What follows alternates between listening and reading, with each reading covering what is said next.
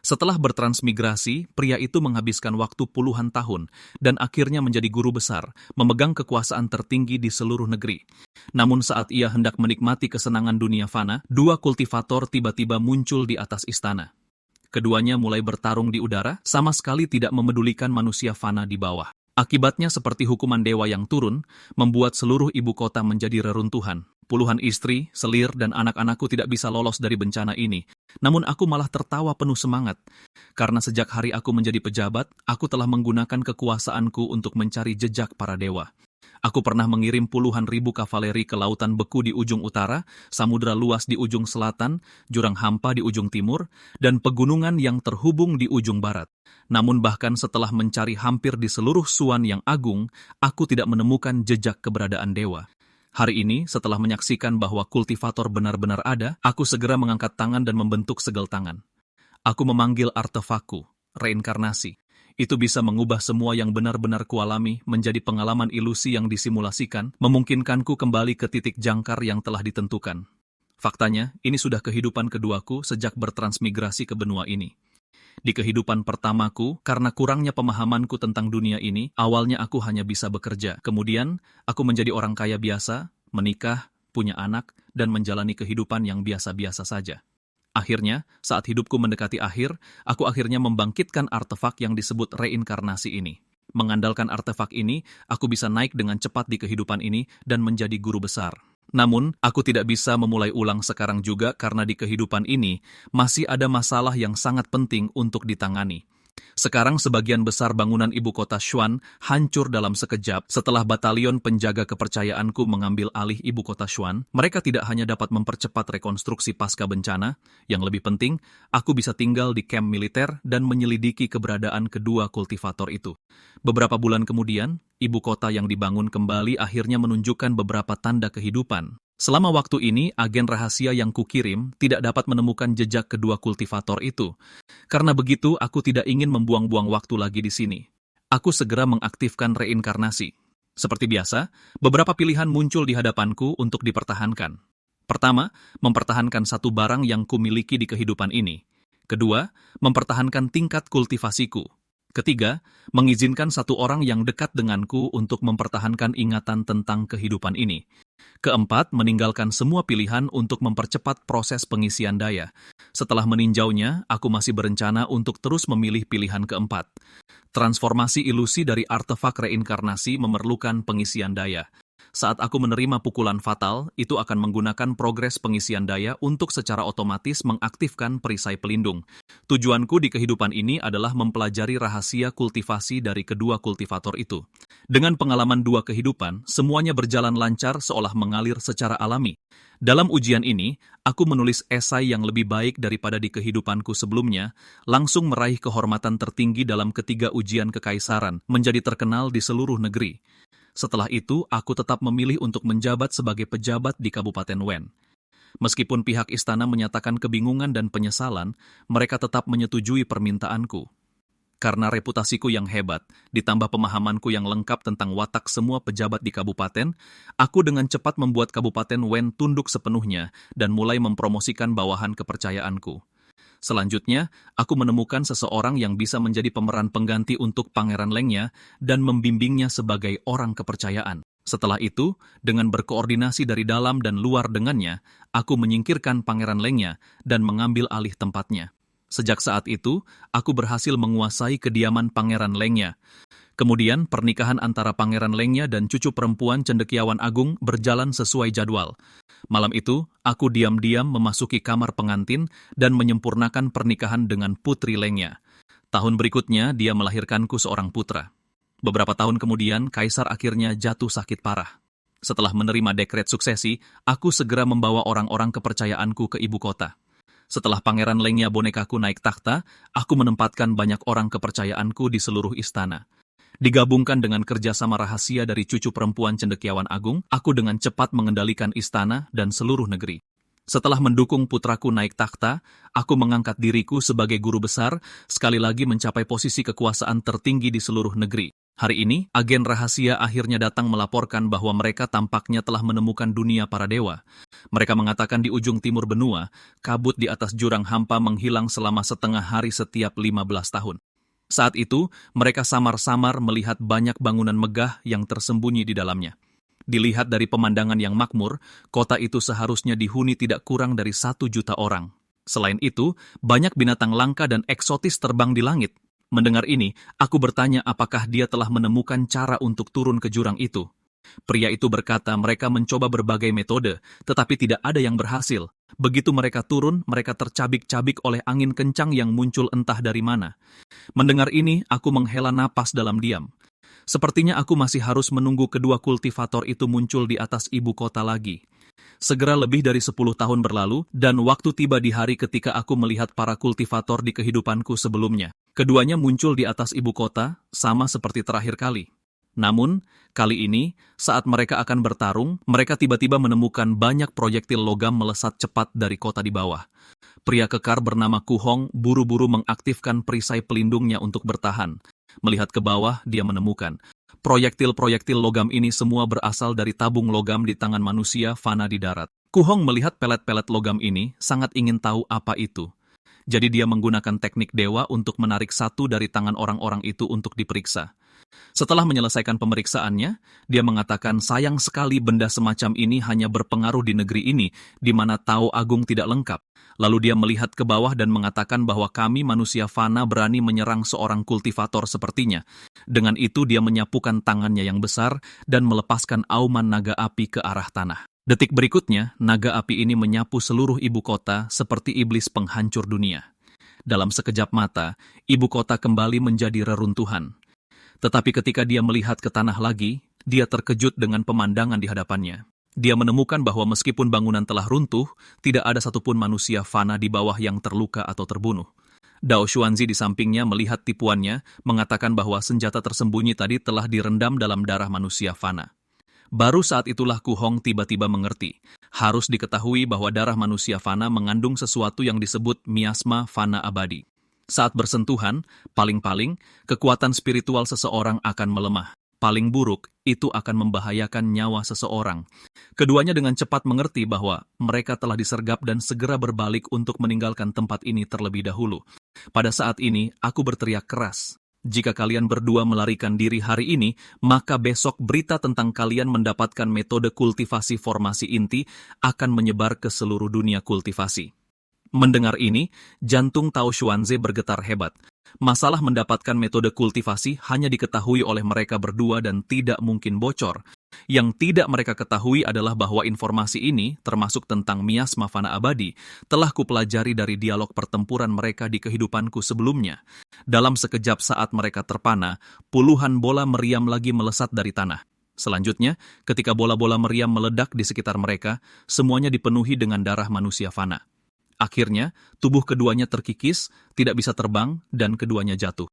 Para prajurit di sekitarnya berteriak keras, "Dua guru abadi, tolong jangan melawan lagi. Guru besar kami telah memerintahkan bahwa jika kalian berdua menyerah, kalian boleh tetap hidup." Saat Dao Xuanzi bersiap untuk bertarung sampai mati, dia menemukan sebuah cincin terbang di depannya. Berbalik, dia menemukan cincin ini milik Ku Hong yang terbaring sekarat di tanah. Dia memberitahu Dao Xuanze untuk segera mengambil cincin penyimpanannya dan mencari cara untuk melarikan diri. Dengan itu, dia menghembuskan napas terakhirnya. Menyaksikan adegan ini dari jauh, aku tidak bisa tidak mengagumi betapa hebatnya daya mematikan miasma fana abadi terhadap para kultivator. Dao Xuanze percaya bahwa kultivator lain bersembunyi di belakang manusia fana, menggunakan miasma fana abadi untuk melawan mereka. Dia menolak menerima bahwa dia dan saudaranya akan mati di tangan penjahat keji seperti itu. Jadi dia mengerahkan kekuatan spiritual terakhirnya dengan mengorbankan kekuatan hidupnya, menggunakan keajaiban langit dan bumi sebagai fondasinya, dan memanggil, "Pedang, datanglah." Detik berikutnya, sebuah pedang besar selebar 100 meter turun dari langit. Saat pedang raksasa ini akan jatuh di atas ibu kota, aku buru-buru mengaktifkan artefak itu lagi, mengakhiri kehidupan ini dan kembali ke titik jangkar awal. Kali ini, aku berencana untuk memenangkan hati salah satu dari mereka berdua terlebih dahulu. Jadi di kehidupan ini, setelah menguasai istana, Aku secara pribadi datang ke area di atas jurang hampa. Menurut perhitungan waktu, hari ini tepat saat kabut tebal menghilang setiap 15 tahun sekali. Tetapi ketika aku mengambil teleskop dan melihat dengan jelas pemandangan di bawah, keringat dingin langsung membasahi seluruh tubuhku. Karena di bawah jurang ini, tidak ada bangunan megah sama sekali. Semuanya telah menjadi reruntuhan. Terlebih lagi, di dinding batu raksasa tertulis kata-kata Tao abadi telah mati. Ini membuatku bertanya-tanya perubahan apa yang telah terjadi di sini dan apa sebenarnya yang telah terjadi pada seluruh dunia kultivasi. Jadi aku menunggu beberapa dekade lagi sampai hari keduanya muncul di atas ibu kota. Kali ini aku menyuruh semua prajurit menembak ke arah Ku Hong sambil berteriak keras, "Ku Hong, kami sudah lama menunggumu di sini atas perintah guru abadi Dao Xuanzi." Setelah Ku Hong menangkis peluru dan menemukan bahwa itu adalah racun abadi manusia, hatinya menjadi sangat waspada.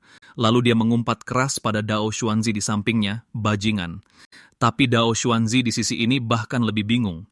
Dia tidak bisa mengerti mengapa manusia biasa menyerang Ku Hong di bawah panjinya dan bahkan menggunakan racun abadi manusia. Dia buru-buru menjelaskan bahwa manusia biasa ini tidak bertindak atas perintahnya. Sebelum dia selesai bicara, aku kembali berteriak dari bawah, "Guru abadi Dao Xuanzi, bagaimana bisa kau mengingkari kami?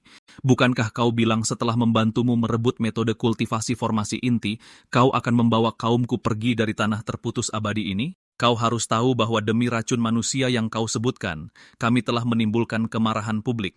Jika kau tidak bisa membawa kami keluar, klanku pasti akan mati tanpa tempat pemakaman." Ini membuat Ku Hong yang bimbang menjadi yakin bahwa memang Dao Xuanzi yang berkomplot melawannya. Karena selain mereka berdua, mustahil bagi orang lain di dunia ini untuk mengetahui keberadaan metode kultivasi. Dao Xuanzi melihat bahwa melanjutkan seperti ini bukanlah solusi, jadi dia menggunakan teknik abadi dan mulai mencari sumber suara di darat. Segera setelah menemukannya, dia menyerbu dengan ganas ke arah tanah. Saat mendarat, dia menemukan suara-suara itu berasal dari sebuah kotak hitam. Dia bertanya-tanya artefak macam apa ini. Orang ini ternyata sangat berhati-hati. Sambil berpikir begitu, dia dengan santai mengeluarkan teknik abadi dan menghancurkan pengeras suaraku hingga berkeping-keping. Pada saat yang sama, Ko Hong juga mengejar dan tiba. Dia berteriak, "Dao Xuanzi, kau dan aku sudah saling kenal selama 100 tahun. Aku tidak pernah menyangka pada akhirnya kau akan menjadi orang seperti ini." Dengan itu, dia mengangkat tangannya dan melepaskan jurus naga api yang mengamuk. Seketika, pilar api melesat dengan ganas ke arah Dao Xuanzi. Dao Xuanzi tentu saja tidak akan diam menunggu kematian. Dia juga mengangkat tangannya dan memanggil pedang panjangnya yang bertabrakan dengan pilar api itu. Pada saat ini, aku mulai berteriak lagi, Dao Xuanzi ini pelin-pelan dan pendendam. Jika kita membiarkannya menang, kita tidak akan punya kesempatan untuk bertahan hidup. Para prajurit, dengarkan perintahku, bantu guru abadi Ku Hong dalam menghadapi Dao Xuanzi. Mendengar ini, Ku Hong sangat senang dan berkata, seperti kata pepatah, mereka yang melakukan banyak ketidakadilan akan mendatangkan kehancuran bagi diri mereka sendiri. Dao Xuanzi, aku tidak menyangka kau, yang selalu bangga menjadi mulia, ternyata juga akan mengkhianati orang lain dan menanggung akibatnya. Dao Xuanzi yang disalahkan sangat marah sehingga dia mengumpat pada Ku Hong, "Kau bodoh. Kita sedang dimanipulasi oleh seseorang." Tapi Ku Hong sama sekali menolak untuk mendengarkan. Dia segera membentuk segel tangan dan melepaskan jurus yang baru dipahaminya, penjara naga. Begitu kata-katanya selesai, sebuah sangkar yang terbuat dari api suhu tinggi turun dari langit, menjebak Dao Xuanzi. Melihat ini, Dao Xuanzi juga buru-buru membentuk segel tangan untuk menerobos sangkar. Dengan ledakan keras, dia melesat ke langit membawa pedang panjangnya. Kemudian menggunakan jurus pamungkasnya, dia sekali lagi memanggil pedang raksasa itu. Ku Hong di bawah tidak berniat mundur. Dia sudah lama ingin menguji kekuatannya melawan jurus Dao Xuanzi ini. Tepat saat keduanya akan beradu dengan jurus pamungkas mereka secara bersamaan, aku memerintahkan bawahanku untuk menembakkan salvo ke arah Dao Xuanzi. Setelah peluru meledak, racun abadi manusia mengelilinginya sepenuhnya. Ini menyebabkan kekuatan spiritualnya menurun tajam, dan dia terkena penjara naga Ku Hong. Tanpa memberinya waktu untuk bereaksi, cabang-cabang itu dengan cepat terbelah, mencabik-cabik Dao Xuanzi. Pedang raksasa di langit itu juga berubah menjadi pecahan dan berserakan. Setelah Ku Hong mendarat, aku bergegas maju untuk memberi hormat dan memohon agar dia bisa menyelamatkan ribuan nyawa klanku. Dia berbalik dan bertanya, "Suara yang terdengar dari segala arah tadi, itu perbuatanmu, kan?" Dia juga mengatakan bahwa aku, seorang manusia biasa, benar-benar berani ikut campur dalam pertarungan antara para kultivator. Aku bilang bahwa aku hanya mencari secercah harapan untuk bertahan hidup. Mendengar ini, Ku Hong melunak dan mengatakan bahwa semua orang di dunia ini berjuang mati-matian untuk secercah harapan itu. Selanjutnya, aku mengatakan bahwa Dao Xuanxi pernah berjanji padaku bahwa jika ini berhasil, dia akan membawa kami pergi dari tempat ini. Ku Hong menghela napas dan berkata, selama 100 tahun, Dao Xuanxi selalu menepati janjinya di depan umum. Aku tidak menyangka dia ternyata bertindak tanpa prinsip, bahkan menipu manusia biasa. Formasi pemutus abadi sangat berbahaya. Bahkan kami sendiri membutuhkan usaha yang cukup besar untuk pergi, jadi bagaimana mungkin bisa membawa manusia biasa? Mendengar kata-kata ini, hatiku bergetar hebat. Setelah pulih sejenak, aku berkata ini bukan tempat untuk bicara. Lalu aku membawanya ke sebuah ruang bawah tanah dan bertanya, apakah kata-katanya benar? Ku Hong bilang, dia tidak perlu menipuku, seorang manusia biasa.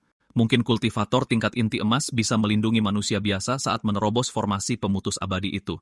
Mendengar ini, aku bertanya dengan putus asa, apakah itu berarti kami manusia biasa tidak punya harapan untuk meninggalkan dunia ini? Untuk meninggalkan tanah terputus abadi, seseorang harus menerobos formasi pemutus abadi.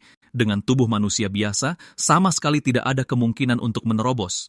Dia juga mengatakan bahwa sisa hidupku tidak banyak lagi. Bukankah cukup bagus menjadi kaisar lokal di sini?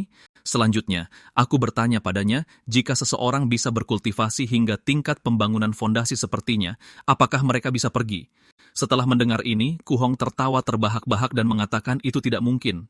Tempat ini sama sekali tidak memiliki energi spiritual, jadi tidak ada cara untuk berkultivasi. Lagi pula, kalian para manusia biasa diselimuti oleh racun, jadi bagaimana mungkin kalian bisa berkultivasi menjadi abadi? Dia menasihatiku untuk menyerah pada gagasan ini. Bagi manusia biasa yang ingin berkultivasi, mereka harus pergi ke dunia luar terlebih dahulu untuk merekonstruksi tubuh mereka dan membersihkan racun. Jika tidak, bahkan jika jalan menuju keabadian diletakkan di depan mereka, mereka bisa melihatnya, tetapi tidak bisa meraihnya. Mendengar ini, aku sangat putus asa hingga seluruh tubuhku bergetar. Setelah memastikan sekali lagi dengannya bahwa benar-benar tidak ada solusi, aku berdiri dan berjalan keluar. Saat aku melangkah keluar dari ruangan itu, pintu batu setebal 2,5 meter dengan cepat menutup. Segera setelah itu, racun abadi manusia menyemprot dengan cepat dari dinding batu di sekitarnya menyelimuti Ku Hong. Akhirnya, hanya jeritan kesakitannya yang terdengar dari balik pintu batu. Karena yang abadi dan yang fana tidak bisa hidup berdampingan, bagaimana mungkin aku, seorang manusia biasa, bisa sepenuhnya mempercayai kata-katanya?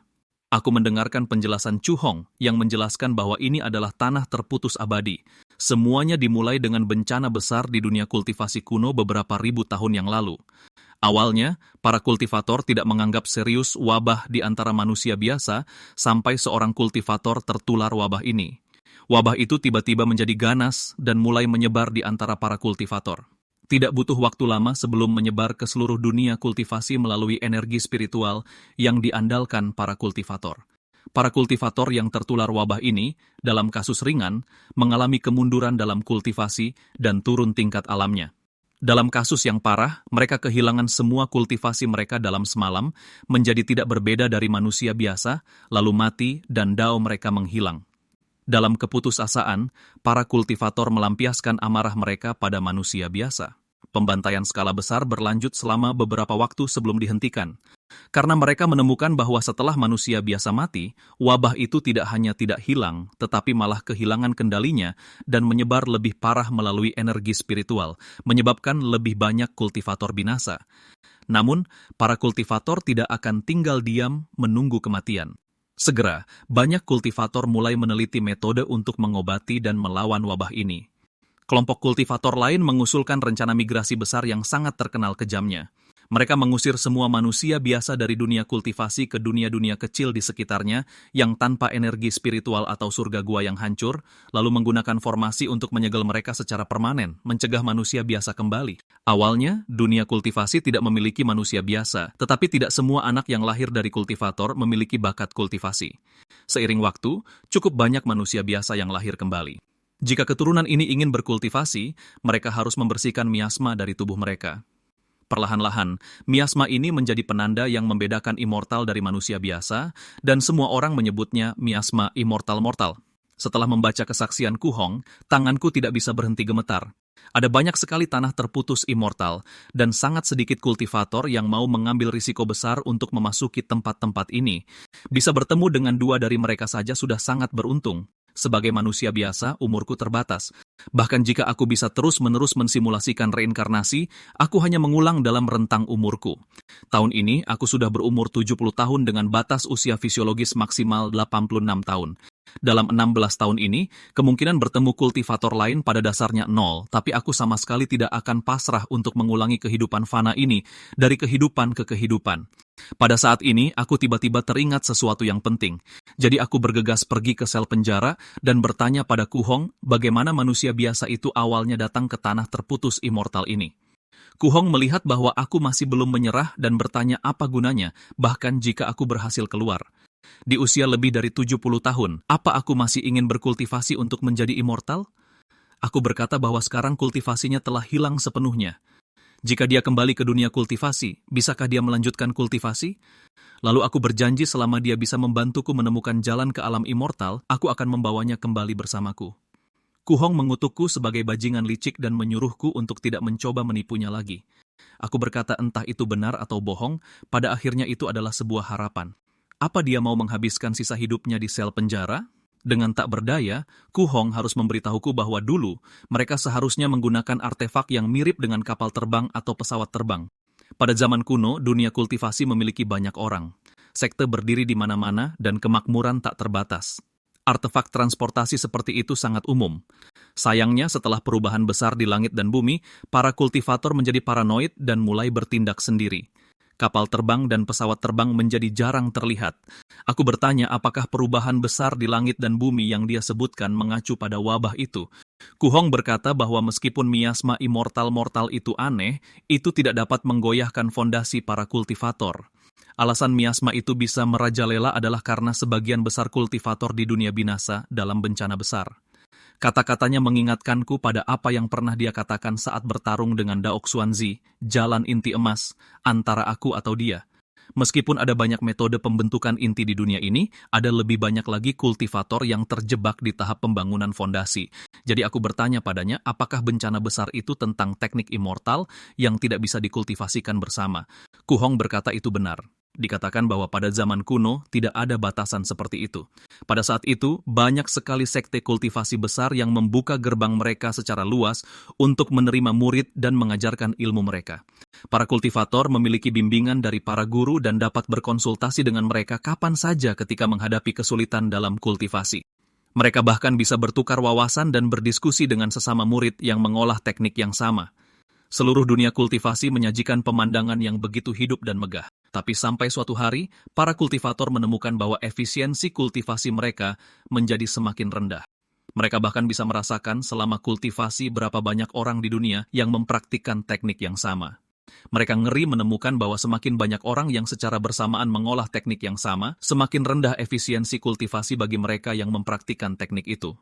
Tak terhitung banyaknya kultivator yang tidak membuat kemajuan dalam kultivasi mereka.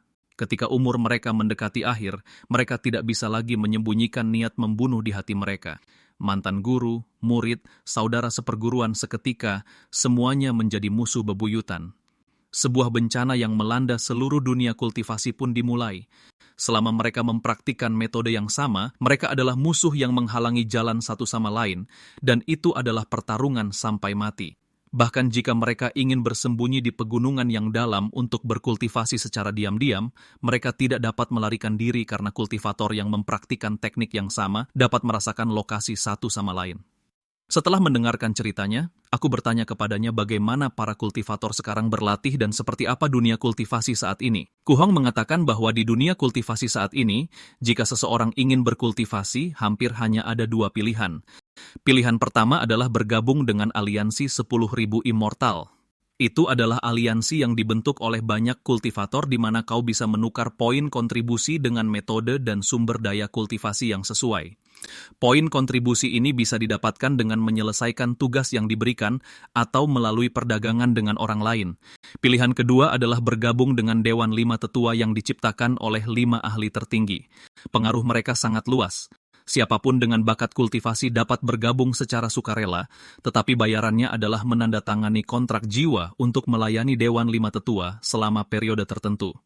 Setelah mendengar penjelasannya, aku bertanya, apakah sepertinya metode kultivasi di alam immortal sebenarnya tidak begitu langka? Ku Hong memberitahuku bahwa sebagian besar dari itu adalah metode kultivasi yang tidak lengkap. Bahkan setelah disusun ulang oleh faksi-faksi besar, itu hanya bisa membawamu ke kesempurnaan agung pemurnian Qi. Untuk maju lebih jauh dan membangun fondasi Daomu, kau perlu beralih ke metode kultivasi tingkat lebih tinggi. Hal yang sama berlaku di luar pembangunan fondasi. Metode kultivasi inti emas hanya ada dalam legenda.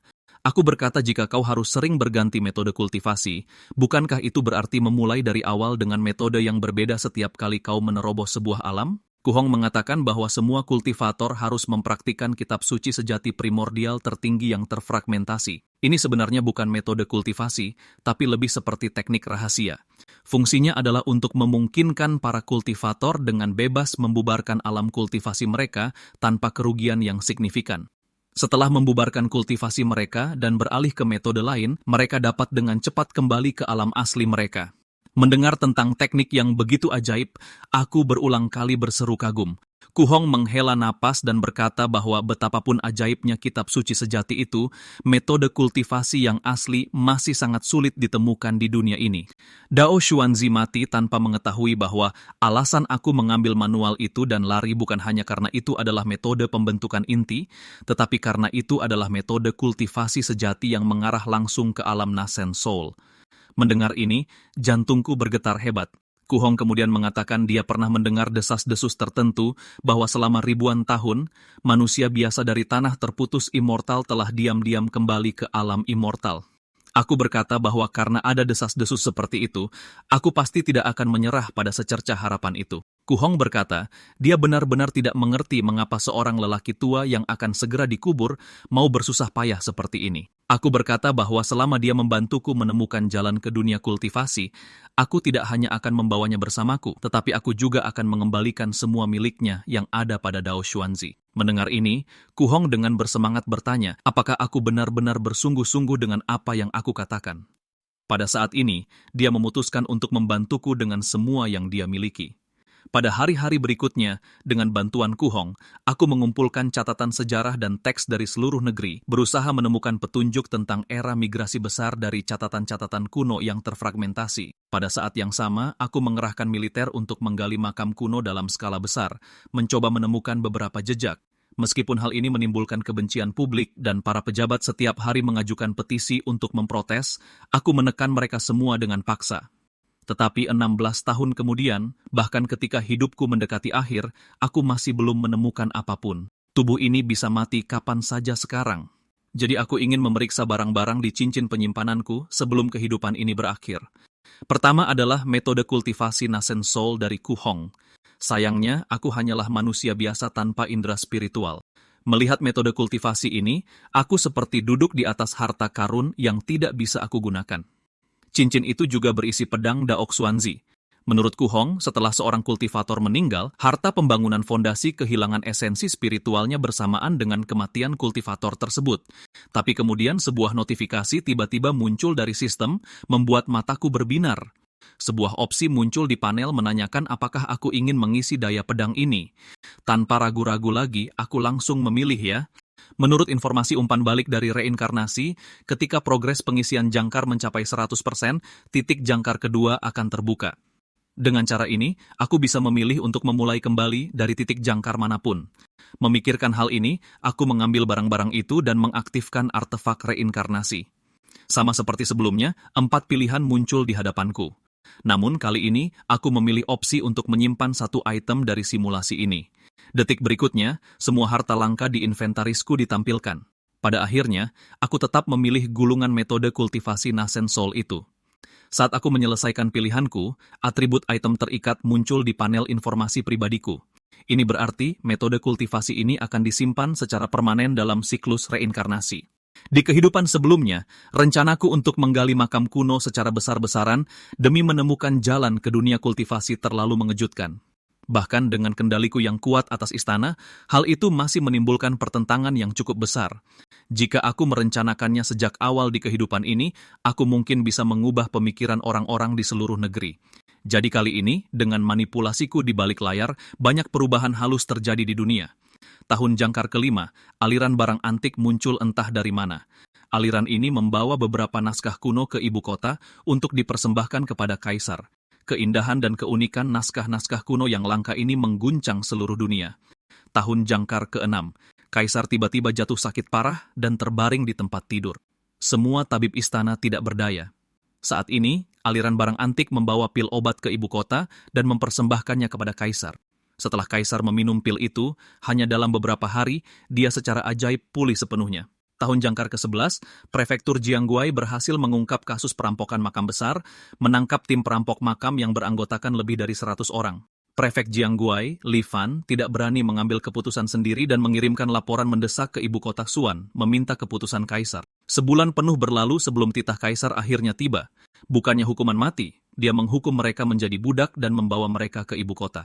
Tahun jangkar ke-15, kaisar jatuh sakit parah dan mencari pil keabadian untuk memperpanjang hidupnya. Oleh karena itu, dia mengerahkan lebih dari 100.000 pasukan untuk menggali makam kuno di mana-mana, mencari jejak pil keabadian. Sayangnya, pil keabadian sulit ditemukan, dan kaisar meninggal dengan penyesalan. Sementara itu, tren pencarian makam kuno menjadi semakin marak di seluruh negeri. Sebelum kematiannya, kaisar menyerahkan takhta kepada pangeran Lanya. Dengan demikian, aku sekali lagi mengendalikan dunia secara diam-diam. Tahun jangkar ke-23. Seiring makam demi makam digali, sejarah yang hilang perlahan-lahan terungkap kembali. Dinasti paling awal yang dapat ditemukan disebut Kiai. Aku kemudian menawarkan hadiah ke seluruh negeri. Siapapun yang dapat menemukan makam dinasti Kiai akan diberi gelar bangsawan. Tahun jangkar ke-25. Makam Yixing, kaisar pertama dinasti Qi, akhirnya ditemukan. Segera aku memerintahkan orang-orang untuk menggali jalan menuju makam kuno itu. Lorong utama makam membentang ratusan meter. Kedua dinding sampingnya dipenuhi mural hidup yang masih terlihat jelas meski ribuan tahun telah berlalu. Sesampainya di ruang pemakaman utama, aku menemukan bahwa ruangan itu setinggi 40 hingga 50 meter dan panjang lebarnya ribuan meter. Langit-langit makam tampaknya meniru tata letak langit yang bertabur puluhan ribu mutiara bercahaya. Banyak puncak gunung berdiri di mana-mana, terendam lautan awan. Lautan awan yang terbentuk entah bagaimana ini tetap berada di dalam ruang makam tanpa bergerak. Bahkan setelah ribuan tahun, lautan itu belum menghilang. Setiap puncak gunung dihubungkan oleh jembatan tak kasat mata. Setelah mencapai puncak tertinggi, aku hanya melihat sebuah pondok jerami yang sangat sederhana. Namun setelah diperiksa lebih dekat, aku menemukan bahwa jerami ini sebenarnya terbuat dari benang emas. Aku segera memerintahkan bawahanku untuk membuka pintu dan memeriksa bagian dalamnya terlebih dahulu. Setelah pintu terbuka dan mereka memastikan tidak ada bahaya, aku mengikuti mereka masuk. Ketika aku melihat barang-barang di dalamnya, aku sangat terkejut. Di tengah ruangan ada sebuah papan peringatan bertuliskan makam Yixing, murid luar dari sekte Ramalan Agung. Tampaknya meskipun orang ini bergabung dengan sekte bernama Sekte Ramalan Agung, dia tetap menjadi murid luar sampai mati, tidak pernah menapaki jalan keabadian, dan pada akhirnya diasingkan ke tempat ini oleh para kultivator. Sebelum kematiannya, dia tidak pernah melupakan sektenya. Sampai-sampai papan peringatan itu tidak mengidentifikasinya sebagai kaisar, melainkan sebagai murid luar dari Sekte Ramalan Agung. Kemungkinan besar, Yixing dipercaya oleh para kultivator Sekte Ramalan Agung untuk bertanggung jawab atas migrasi besar di dunia ini. Aku kemudian menggeledah ruang pemakaman utama, tetapi setelah tidak menemukan artefak magis seperti kapal terbang, aku kembali ke istana terlebih dahulu. Beberapa hari kemudian, datang kabar bahwa catatan mengenai kapal terbang telah ditemukan dalam inventaris barang pemakaman. Namun, makam ini sudah pernah dirampok. Dan berdasarkan jejak kerusakannya, pencurian itu terjadi 1000 tahun yang lalu. Mendengar ini, aku sangat marah hingga membalik meja di depanku. Aku menolak menerima bahwa setiap kali aku melihat secercah harapan, harapan itu langsung hancur. Setelah melampiaskan amarahku, aku mengeluarkan proklamasi ke seluruh negeri. Siapapun yang menemukan petunjuk terkait kapal abadi akan diberi gelar Markis 1000 rumah tangga. Tahun jangkar ke-35, akhirnya datang kabar bahwa makam seorang abadi telah ditemukan. Pengintai melaporkan bahwa beberapa hari yang lalu, ketika sekelompok orang sedang menggali makam kuno yang biasa saja, mereka tiba-tiba terluka oleh kekuatan misterius yang keluar dari dalam.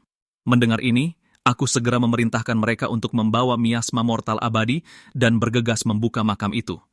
Di bawah arahanku, darah segar dipercikkan ke atasnya. Perisai yang tadinya tak tertembus itu langsung menjadi abu begitu menyentuh darah. Tak lama setelah kami masuk, seseorang melaporkan menemukan sesuatu yang menyerupai kapal terbang. Setelah menerima berita ini, aku langsung bergegas ke sana tanpa menunda. Sambil memandang benda di hadapanku, aku bertanya dengan heran apakah ini kapal terbang itu. Tapi benda ini bahkan tidak sebesar sepatuku. Namun, melalui pesan yang diukir di dinding makam oleh pemiliknya sebelum meninggal, aku akhirnya mengerti apa yang sebenarnya terjadi. Ternyata pemilik makam itu bernama Qian Hong, seorang kultivator tingkat pembangunan fondasi. Lebih dari 3.000 tahun yang lalu, dia diburu oleh musuh dan karena tidak punya tempat lain untuk pergi, dia bersembunyi di tanah terputus abadi ini. Tanah terputus abadi sama sekali tidak memiliki energi spiritual. Orang ini tidak memiliki banyak batu roh dan tak lama kemudian, batu rohnya habis. Tanpa batu roh untuk mengisi kembali energi spiritual, kultivasinya menurun drastis. Dia berspekulasi bahwa ketika manusia diasingkan ke tempat ini 1.000 tahun yang lalu, mungkin ada 1 atau 2 kapal terbang yang tertinggal. Jadi dia menyelidiki dari berbagai sudut dan setelah menghabiskan puluhan tahun, akhirnya menemukan makam Yixing. Meskipun memang ada kapal terbang di dalam makam, formasi kekuatan intinya rusak dan dia tidak ahli dalam pemurnian artefak. Pada titik ini, Qian Hong akhirnya menyerah pada gagasan untuk meninggalkan tanah terputus abadi ini. Aku lalu melihat ke bawah ke loh batu itu. Sistem menunjukkan bahwa ini adalah harta langit dan bumi yang disebut prasasti sisa langkah. Setelah aku meletakkan tanganku di atasnya, artefak reinkarnasi tidak menunjukkan reaksi apapun. Aku berspekulasi bahwa benda itu pasti telah diubah menjadi batu biasa oleh miasma mortal abadi. Aku kemudian mengambil barang-barang lain yang ditinggalkannya. Salah satunya adalah metode kultivasi pemurnian Qi yang disebut formula pengembalian sejati rendah yang menunjukkan jumlah praktisi saat ini adalah 1 orang. Yang lainnya adalah metode kultivasi pembangunan fondasi yang disebut catatan awan dan air yang juga menunjukkan jumlah praktisi saat ini adalah 1 orang. Melihat ada seseorang yang sudah berlatih metode kultivasi ini, aku langsung berpikir ini adalah jebakan. Tapi setelah dipikir-pikir lagi, ada yang terasa aneh. Lebih dari 3.000 tahun telah berlalu. Jangankan kultivator pembangunan fondasi, bahkan kultivator inti emas pun pasti sudah lama mati. Tiba-tiba aku berspekulasi apakah metode kultivasi ini mungkin memiliki arsip asli. Setelah bencana besar, banyak metode kultivasi dikumpulkan oleh faksi-faksi besar seperti Aliansi 10.000 Dewa dan Dewan 5 Tetua. Jadi arsip aslinya pasti ada. Ketika manajemen faksi-faksi besar ini melihat metode kultivasi tanpa praktisi, mereka mengeluarkannya lagi untuk dipertukarkan. Kedua metode ini bahkan mungkin telah berpindah tangan berkali-kali selama 3.000 tahun, dan barang terakhir ini adalah kapal terbang yang selama ini aku dambakan. Meskipun kapal terbang ini rusak, tidak perlu khawatir. Qian Hong tidak bisa memperbaikinya dan aku, Li Fan, juga tidak bisa, tetapi orang lain bisa. Jadi aku menunggu 15 tahun lagi sampai hari ketika Ku Hong dan Dao Xuanzi terbang di atas ibu kota kerajaan. Kali ini, sebelum mereka mulai bertarung, aku angkat bicara untuk menyela mereka, bertanya apakah mereka benar-benar bertarung sampai mati hanya karena metode kultivasi formasi inti. Mendengar ini, mereka berdua pertama-tama terkejut, lalu mengatakan bahwa aku benar-benar sombong. Aku tidak menunjukkan rasa takut sama sekali, malah membuat isyarat menyambut, mengundang mereka berdua untuk turun dan melihat sendiri. Karena penasaran, keduanya untuk sementara mengesampingkan konflik mereka dan duduk bersamaku. Aku lalu memberitahu mereka bahwa ketika leluhurku sedang sekarat, dia meninggalkan sebuah ramalan bahwa 2 dewa akan datang dari jurang kehampaan di generasi mendatang. Ini akan menjadi kesempatan bagi klanku untuk meninggalkan tempat ini. Selama ribuan tahun klanku merasa skeptis, tapi hari ini akhirnya terbukti. Mendengar ini, Ku Hong bertanya, siapa namaku? Aku memberitahu mereka namaku Li Fan. Dao Xuanzi kemudian bertanya apa maksudku dengan kesempatan untuk meninggalkan tempat ini. Ekspresiku menegang saat aku bertanya apakah mereka tidak percaya padaku. Ku Hong mengatakan bahwa dia dan saudaranya telah menjelajahi alam abadi selama ratusan tahun, tetapi belum pernah mendengar teknik ramalan apapun yang mampu meramalkan peristiwa 1.000 tahun ke depan. Pada saat ini, aku melangkah maju dan bertanya, apakah mereka pernah mendengar tentang sekte ramalan agung? Ku Hong sepertinya mengingat sesuatu dan bertanya dengan penuh semangat apakah yang kumaksud adalah sekte yang terkenal di seluruh dunia pada zaman kuno karena seni ramalannya. Melihat reaksinya menegaskan bahwa sekte ini benar-benar ada dan aku menghela napas lega.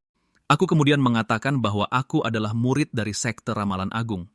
Aku juga mengatakan bahwa meskipun leluhurku bergabung dengan sekte ramalan agung, dia tidak suka kultivasi dan hanya terobsesi dengan teknik ramalan. Kemudian, ketika langit dan bumi mengalami pergolakan besar dan manusia fana perlu dipindahkan ke tempat lain dengan kultivasi pemurnian ki awal leluhurku, tidak ada yang akan memaksanya jika dia tidak mau. Namun, melihat anggota keluarganya panik, leluhurku mengajukan diri untuk memimpin migrasi manusia fana, dan setelah itu tetap di sini bersama keluarga. Setelah mendengar ini, Daok Xuanzi mengatakan dia mengerti dan bertanya mengapa aku menghentikan mereka berdua. Aku bilang bahwa pertama, kalian adalah kesempatan bagi klanku untuk meninggalkan tempat ini, dan kedua, aku merasa tidak sepadan melihat kalian bertarung sampai mati demi sebuah metode kultivasi formasi inti. Dao Xuanzi mengatakan bahwa aku mungkin tidak tahu, tetapi metode kultivasi sangat langka di dunia luar sekarang, dan sangat normal untuk saling bermusuhan dan berebut satu metode.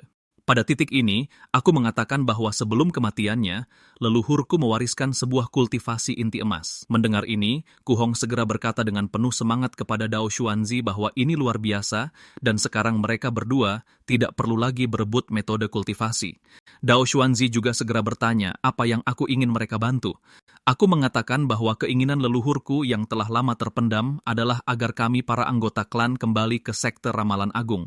Sebelum kematiannya, selain metode kultivasi ini, dia juga mewariskan sebuah artefak magis yang disebut bejana ramalan agung.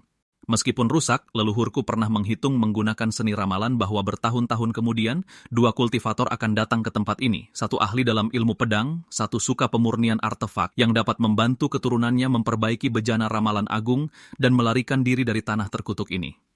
Mendengar ini, mereka berdua semakin percaya pada kata-kataku dan mengagumi betapa dalamnya seni ramalan ini. Pada titik ini, aku bersiap untuk membawa mereka untuk memverifikasi metode kultivasi terlebih dahulu, agar kata-kata saja tidak akan membuktikan apa-apa. Melihat Ku Hong juga ingin ikut, Dao Xuanzi bertanya dengan dingin apakah dia tidak puas, bahkan setelah mendapatkan metode kultivasi formasi inti. Kata-kata ini membuat hati Ku Hong bergetar. Dia kemudian dengan cepat berbalik dan mengatakan bahwa dia tidak akan pergi. Melihat situasi itu, senyum licik muncul di bibirku. Saat aku membawa Dao Xuanzi ke pintu masuk ruang rahasia, dia berhenti karena bisa melihat di dalamnya dipenuhi miasma abadi fana yang bisa merenggut nyawanya. Aku bilang bahwa seseorang harus berhati-hati. Sebagai manusia fana, kami hanya bisa bertindak seperti ini untuk melindungi harta paling berharga keluarga kami. Sambil berbicara, aku mengeluarkan sebuah metode kultivasi dari dalam. Inilah yang aku peroleh dari Ku Hong di kehidupan terakhir. Melihat bahwa ini sebenarnya adalah metode kultivasi jiwa baru lahir, seluruh tubuh Dao Xuanzi mulai bergetar tak terkendali. Melihat ekspresinya, aku tahu dia pasti tidak menyadari bahwa yang dimiliki Ku Hong sebenarnya adalah metode kultivasi jiwa baru lahir. Aku kemudian menjelaskan kepadanya bahwa dengan kehadiran Master Abadi Ku Hong sebelumnya, aku takut dia mungkin berniat jahat, jadi aku menyembunyikan kebenaran dan mengatakan itu hanya metode formasi inti.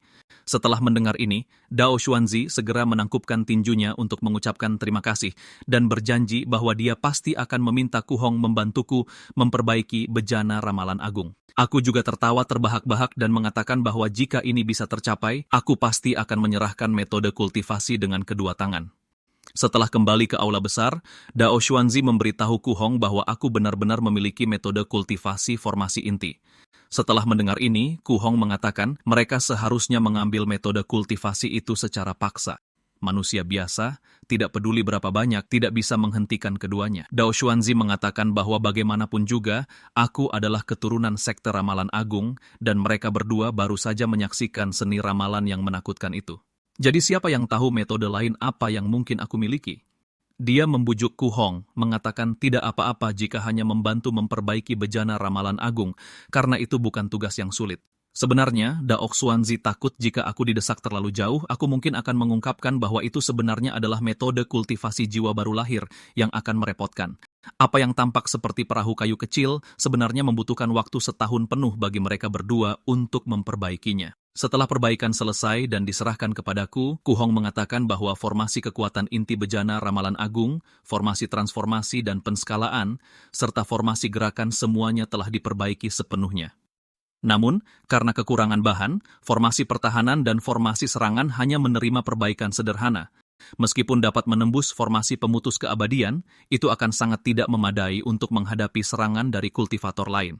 Melihat bejana ramalan agung di tanganku, aku berkata dengan penuh semangat bahwa itu tidak masalah. Selama aku bisa kembali ke alam abadi dengan token leluhurku, aku secara alami akan menemukan jalan kembali ke sekte ramalan agung. Kuhong menjelaskan kepadaku bahwa bejana ramalan agung memiliki 3 bentuk dan membutuhkan energi spiritual sebagai kekuatan yang dikendalikan oleh indera spiritual. Bentuk pertama hanya sepanjang 10 meter dan lebar 2 hingga 3 meter. Bentuk yang sedikit lebih besar panjangnya 100 meter, dan ketika diperluas ke ukuran maksimum, panjangnya mencapai 1000 meter penuh. Dia juga mengatakan bahwa cadangan batu roh mereka tidak melimpah, tetapi sebagai bahan bakar, itu hampir tidak cukup bagi bejana untuk mengambil wujud keduanya dan meninggalkan tempat ini.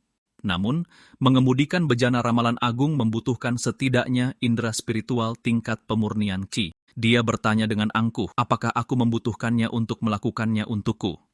Bahkan saat dia berbicara, aku sudah membentuk segel tangan ke arah bejana ramalan agung. Kemudian dengan lambaian tanganku, bejana itu langsung membesar hingga panjang 100 meter. Melihat ini, Kuhong berseru kaget bahwa aku benar-benar memiliki metode yang luar biasa, mampu mengendalikan bejana ramalan agung dengan begitu mudah meskipun hanya seorang manusia fana.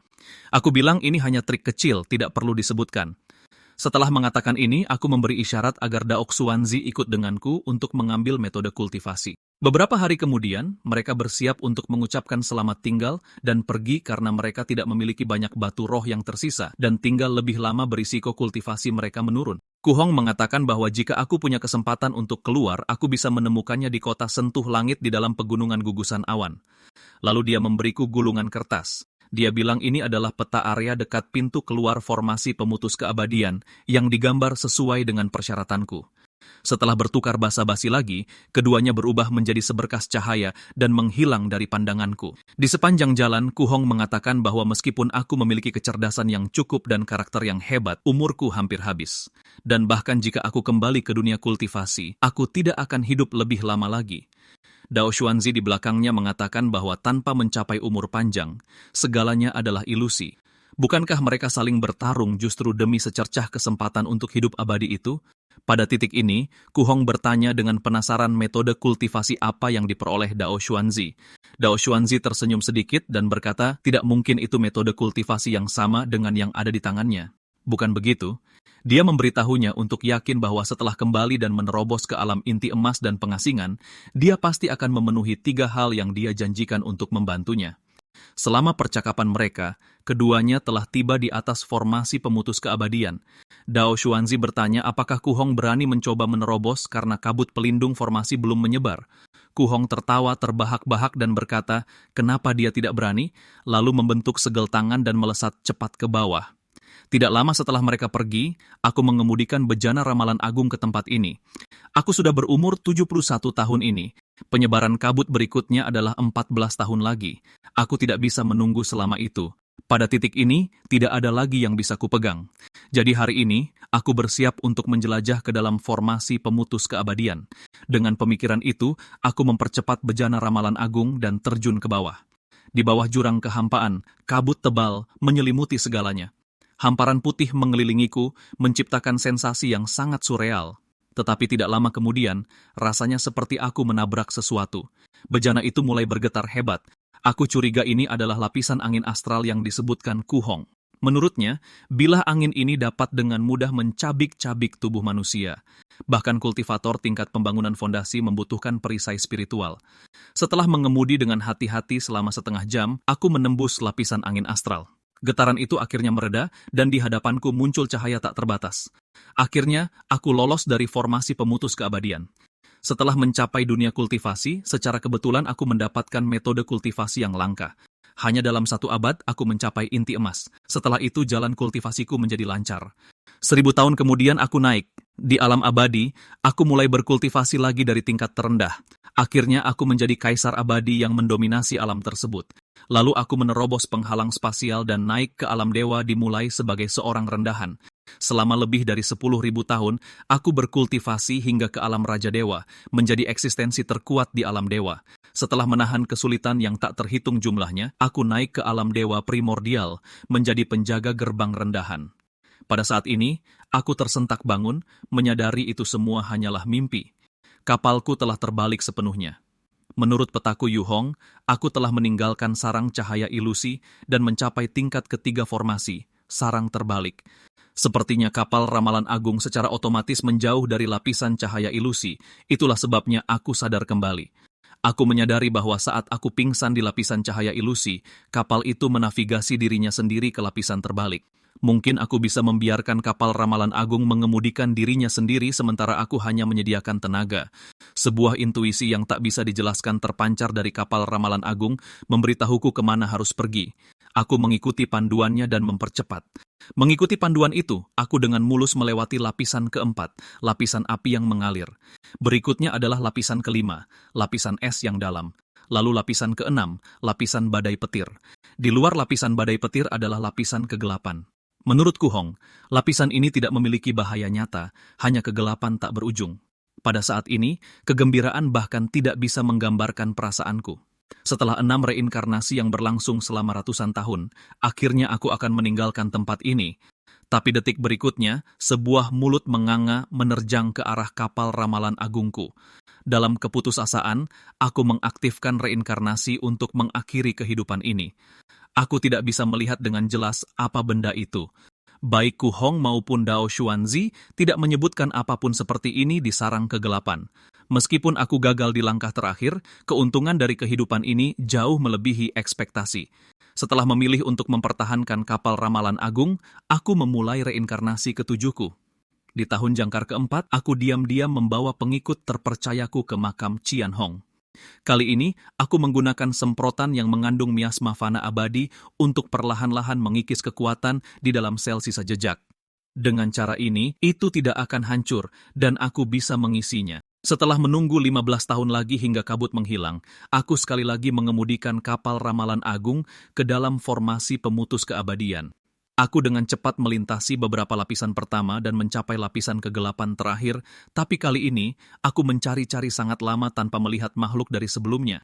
Dengan jalan keluar tepat di depanku, aku tidak ragu lagi dan mempercepat dengan tajam. Tapi baru saja terbang keluar, aku melihat mulut besar itu lagi. Ini mengkonfirmasi kecurigaanku. Makhluk ini hanya menyerang manusia fana. Mungkin misinya adalah untuk melahap semua manusia fana yang mendekati tempat ini. Karena tidak punya pilihan lain, aku cepat berbalik dan menuju ke atas. Makhluk itu mengejarku dari belakang, tapi saat aku mencapai lapisan badai petir, ia berhenti. Saat aku mengintip keluar untuk melihat wujud penuh makhluk itu, aku berkeringat dingin. Benda raksasa ini sebenarnya adalah seekor paus yang sangat besar. Kapalku, yang panjangnya puluhan meter, bahkan tidak sebesar salah satu giginya. Meskipun perbedaan ukurannya sangat besar, ia selalu menemukanku dengan tepat. Selama 15 tahun berikutnya, aku mencoba memaksa melewati sarang kegelapan berkali-kali. Tapi selama percobaan ini, waktu dari memasuki sarang kegelapan hingga ditemukan oleh paus raksasa menjadi semakin pendek, jadi aku hanya bisa mundur dengan malu setelah menghindari paus itu. Maka, aku mencapai tahun jangkar 35. Selama waktu ini, aku menemukan bahwa hanya pada hari kabut menghilang, paus itu tampaknya tertunda oleh sesuatu, membutuhkan waktu lebih lama untuk menyadariku. Dengan waktu tambahan ini, mungkin aku bisa mencapai dasar jurang hampa. Kali ini, aku bersiap untuk mempertaruhkan segalanya dan melesat dengan kecepatan maksimum. Tapi saat aku melihat sekilas cahaya pintu keluar, paus raksasa itu menyerang lagi. Karena sudah terlalu jauh, aku tidak punya waktu untuk menghindar, jadi aku hanya bisa mengaktifkan reinkarnasi untuk mengakhiri kehidupan ini, memilih untuk melanjutkan pengisian daya. Di tahun jangkar keempat kehidupan ke-8ku, aku membuka kembali makam Shi dan Hong. Di tahun jangkar kelima, pada hari kabut menghilang, kemajuan pengisian daya mendekati 90%. Tapi apapun yang kurang dari 100% tidak ada bedanya bagiku. Aku hanya bisa menunggu dengan sabar. Di tahun jangkar 20, usahaku berakhir dengan kegagalan. Tahun jangkar 35 masih gagal, tapi usaha-usaha ini tidak sepenuhnya sia-sia. Setidaknya, kendaliku atas kapal ramalan agung menjadi semakin mahir. Di tahun jangkar 50, aku tidak mencoba memaksa melewati sarang kegelapan lagi. Aku sudah tua. Refleks dan kondisi mentalku telah menurun secara signifikan. Pergi pun akan sia-sia. Jadi aku memilih untuk bertemu dengan 2 teman lamaku, berharap mendapatkan beberapa petunjuk dari mereka. Kali ini, aku kembali menggunakan metode kultivasi formasi inti untuk memancing mereka berdua ke mansion guru besar. Lalu aku memberikan gambar paus raksasa yang kubuat untuk mereka periksa. Setelah melihatnya, Ku Hong berkata dengan bingung bahwa dia tidak pernah melihat makhluk seperti itu saat melintasi sarang kegelapan. Dao Xuanzi di sampingnya sepertinya menyadari sesuatu. Dia bilang dia melihat catatan terkait di sebuah teks kuno. Di zaman kuno, ada sebuah sekte bernama Sekte Penjinak Binatang. Sekte Penjinak Binatang tidak memiliki metode kultivasi yang mendalam. Hanya dengan formula penjinak binatang, mereka bisa mengendalikan binatang eksotis untuk bertarung bagi mereka. Di antara binatang paling terkenal yang dikendalikan oleh sekte itu, sepertinya ada jenis paus raksasa ini. Mendengar ini, Kuo Hong teringat bahwa paus raksasa ini mungkin disebut paus pemecah alam. Mendengar petunjuk ini, aku segera bertanya dengan penuh semangat apakah ada cara untuk menghindari paus pemecah alam ini. Tapi mereka bilang, binatang eksotis ini sudah menghilang dari dunia kultivasi ribuan tahun yang lalu. Mereka bahkan belum pernah melihatnya, apalagi tahu hal lain. Mendengar ini, aku menghela napas. Pada akhirnya, aku hanya bisa mengandalkan diriku sendiri. Setelah menyerahkan metode kultivasi kepada Dao Xuanzi, aku mengaktifkan reinkarnasi untuk mengakhiri kehidupan ini. Di kehidupan ke-9ku, aku membuka kembali makam Qian Hong, berharap bisa menyerap sisa jejak tersembunyi untuk pengisian daya. Sayangnya, reinkarnasi tidak menunjukkan respons. Tahun jangkar 20, 35, 50. Aku mencoba berulang kali, tetapi tidak bisa menembus sarang kegelapan. Pada tahun jangkar 65, aku berusia 85 tahun, hidupku mulai memudar. Kali ini aku tidak memaksakannya. Aku hanya melepaskan kendali atas kapal ramalan agung, membiarkannya melayang perlahan menuju dasar jurang hampa sejak awal. Tapi kali ini, paus pemecah alam yang seharusnya muncul tidak kunjung datang. Tak lama, aku mencapai titik yang tidak jauh dari pintu keluar. Melihat ini, aku buru-buru berdiri dengan kaki gemetar. Lalu aku mengambil alih kendali kapal dan melesat dengan kecepatan penuh menuju pintu keluar di paling bawah. Saat aku mempercepat, paus pemecah alam muncul lagi. Baru sekarang aku sadar, paus pemecah alam tidak bisa melihat atau lebih tepatnya ia mengabaikan objek yang bergerak dengan kecepatan konstan. Selama aku mempertahankan kecepatan yang sama, aku bisa melewati formasi pemutus keabadian dengan aman. Memikirkan hal ini, aku tertawa terbahak-bahak. Tidak peduli seberapa cepat paus pemecah alam itu, aku sudah mencapai pintu keluar. Di tengah tawa liarku dan auman paus, kapal ramalan agung menerobos celah antar alam, langsung menuju dunia kultivasi. Tak lama, lingkungan sekitar menjadi kabur. Aku sepertinya melintasi jarak beberapa dunia dalam sekejap.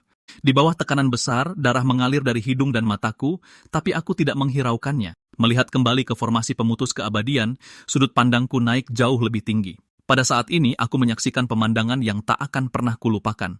Seluruh tubuh paus pemecah alam menjadi sangat jelas bagiku, dan aku baru tahu ternyata bukan hanya ada satu. Seiring perspektifku semakin jauh, aku melihat sebenarnya ada ribuan paus pemecah alam ini.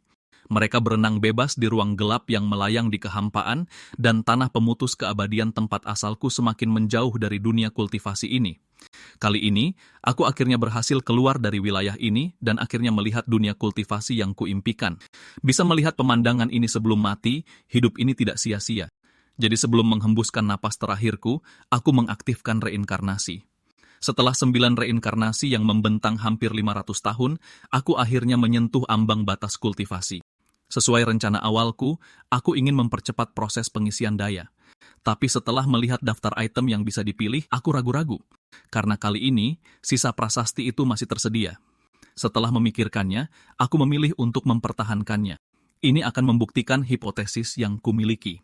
Di kehidupanku yang ke-10, karena aku tidak mempercepat pengisian daya, aku harus menunggu 20 tahun hingga selesai. Di tahun ketiga penjangkaran, aku datang ke makam Qian Hong. Kali ini, alih-alih menggunakan miasma fana abadi untuk menerobos masuk, aku langsung mengambil sel sisa prasasti itu. Saat aku mengeluarkannya, benda itu mulai menghilang perlahan.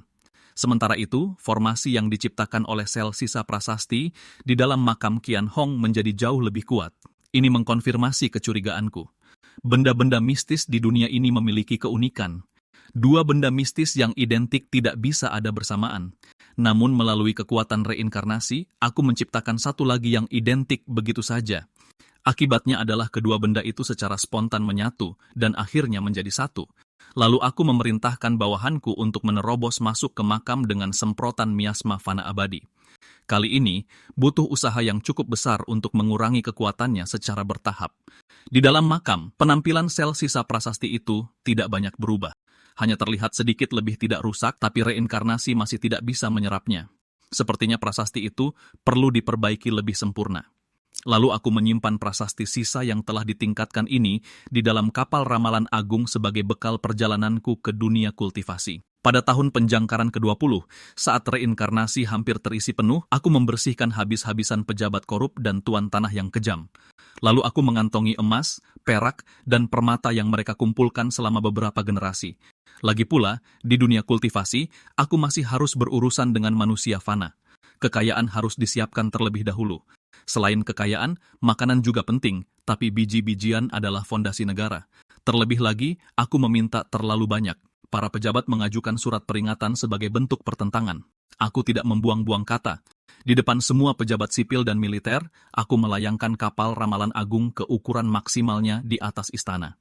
Melihat ini, rakyat biasa berlutut dan bersujud.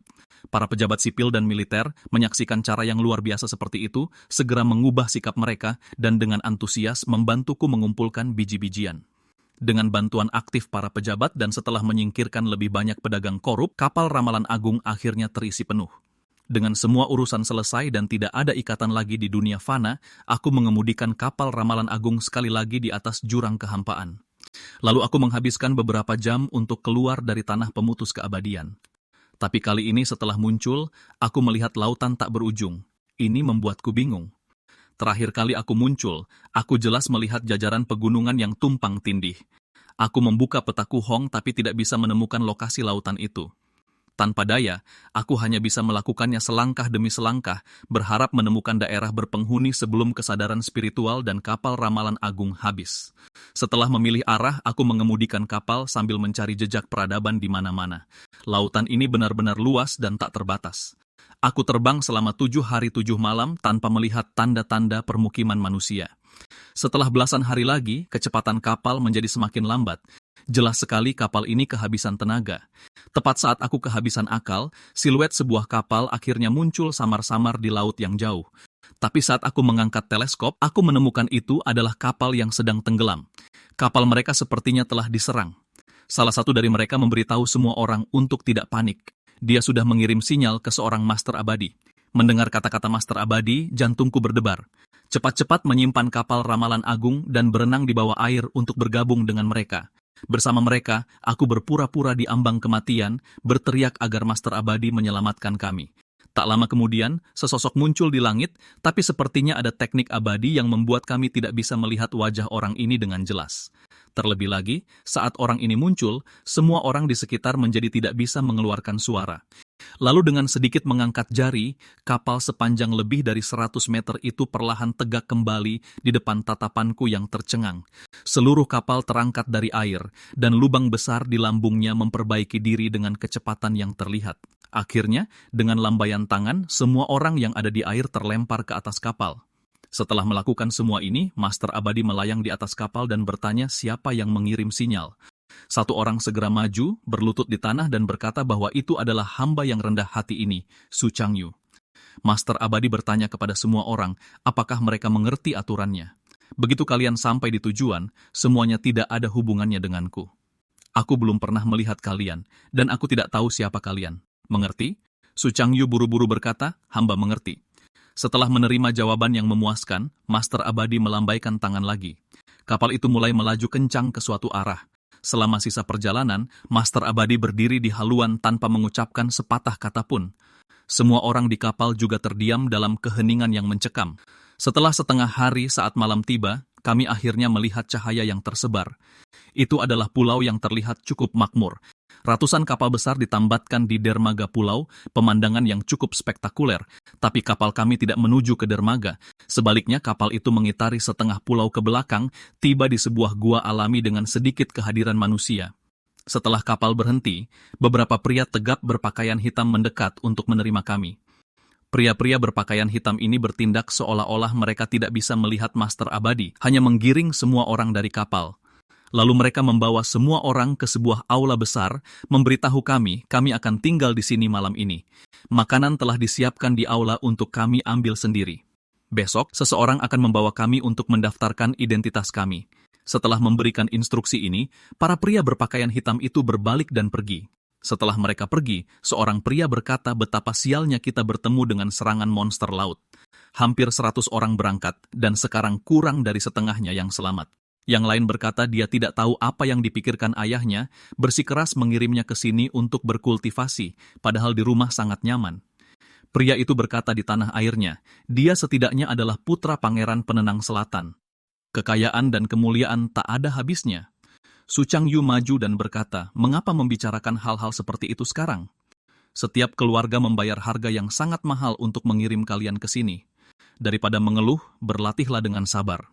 Jika kalian benar-benar menjadi master abadi, bukan hanya umur panjang yang bisa diraih, tapi kalian juga akan punya kesempatan untuk kembali ke rumah dan membawa keluarga kalian keluar. Mendengarkan percakapan mereka, aku bisa dengan mudah menebak orang-orang ini, sepertiku, juga berasal dari tanah pemutus keabadian. Tapi sepertinya di tanah terkucil abadi tempat mereka berasal, keberadaan dunia kultivasi bukanlah rahasia besar. Dan dari situasi hari ini, jalur penyelundupan yang matang telah berkembang. Saat aku merenungkan ini, seseorang tiba-tiba menepuk pundakku. Dia bilang aku terlihat asing dan bertanya posisi apa yang kupegang di Dali, atau aku ini saudagar kaya atau pangeran dari provinsi mana. Aku tidak menjawabnya. Sebaliknya, aku berbalik dan menepis tangannya. Dari sikapku barusan, pria gemuk itu bisa dengan mudah tahu bahwa aku telah memegang posisi tinggi selama bertahun-tahun. Jadi dia tidak berani bertanya lebih banyak dan segera berbalik untuk pergi. Pagi-pagi keesokan harinya, seseorang datang dan berkata, mereka akan segera membawa kami untuk mendaftarkan catatan rumah tangga. Setelah itu, kami akan secara resmi menjadi anggota Pulau Kaca. Mereka juga memperingatkan kami untuk tidak mengatakan hal-hal yang tidak seharusnya. Jika ada yang bertanya, jelaskan bahwa kami adalah penduduk dari pulau lain yang rumahnya hancur oleh badai angin, memaksa kami untuk mencari perlindungan di sini. Setelah itu, mengikuti instruksi, kami semua berganti pakaian compang-camping. Di bawah pengawasan beberapa pria berpakaian hitam, kami muncul dari jalan rahasia ke permukaan tanah. Penduduk pulau tidak terlalu memperhatikan kami. Kelompok yang terdiri dari beberapa lusin orang ini jelas merupakan hal yang biasa bagi mereka. Setelah berkeliling kota entah berapa lama, kami akhirnya berhenti di depan sebuah mansion. Seorang pelayan masuk untuk melapor, lalu berlari kembali keluar untuk membawa kami melewati pintu belakang. Memasuki aula utama, aku menemukan 2 atau 3 kelompok sudah berkumpul di sini, totalnya tidak kurang dari 100 orang. Setelah menunggu beberapa saat, akhirnya giliran kami. Orang yang membawa kami ke sini melangkah maju dan menangkupkan tangannya, memanggil manajer Zhao. Mendengar ini, manajer Zhao berjalan ke sisi kelompok dan bertanya, apakah mereka semua adalah korban bencana yang datang untuk mendaftar. Sebelum dia bisa menjawab, kilatan cahaya merah melewati pupil manajer Zhao. Dia memanggil Sun Zong dan mengatakan korban bencana ini semuanya kaya atau bangsawan. Sun Zong mengatakan orang-orang ini semua berasal dari keluarga kaya di pulau mereka. Sayangnya, tanpa perlindungan Master Abadi, semuanya menjadi sia-sia di hadapan bencana alam.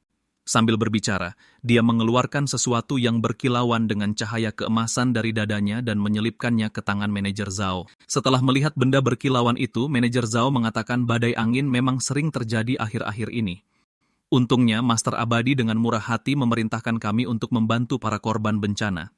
Dia juga mengatakan bahwa dengan pavilion harta surgawi yang begitu perhatian, dia pasti akan melaporkan dengan jujur kepada penguasa pulau.